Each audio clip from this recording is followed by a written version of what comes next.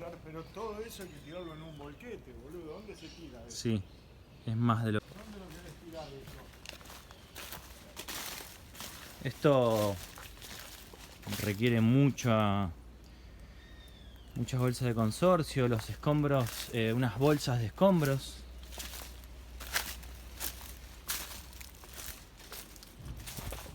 Ahora.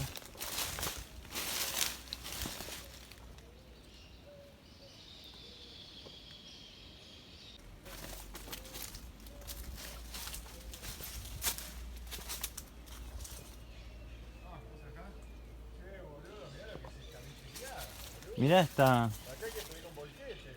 No, eso lo liquidamos nosotros.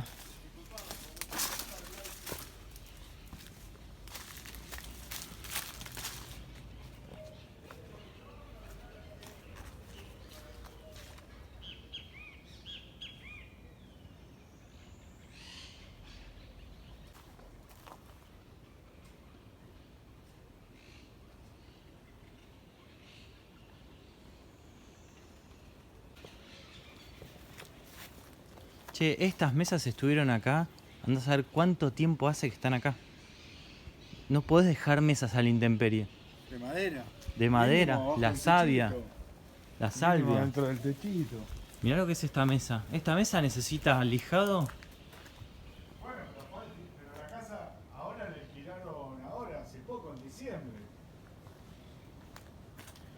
Esta mina, la que viene a limpiar, tiene que... A ver si hay ranas.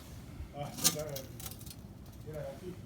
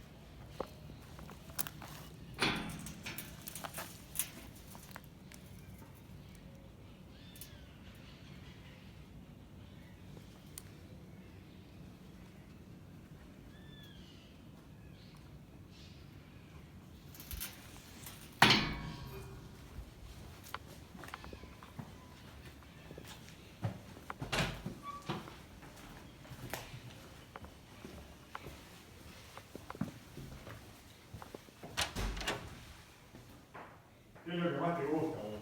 ¿Qué? Sí, boludo. Levantar una casa así lleva tiempo. Es que la levantar está re bien la casa, hay detalles. O sea, por mirá ejemplo, esto. Qué piola.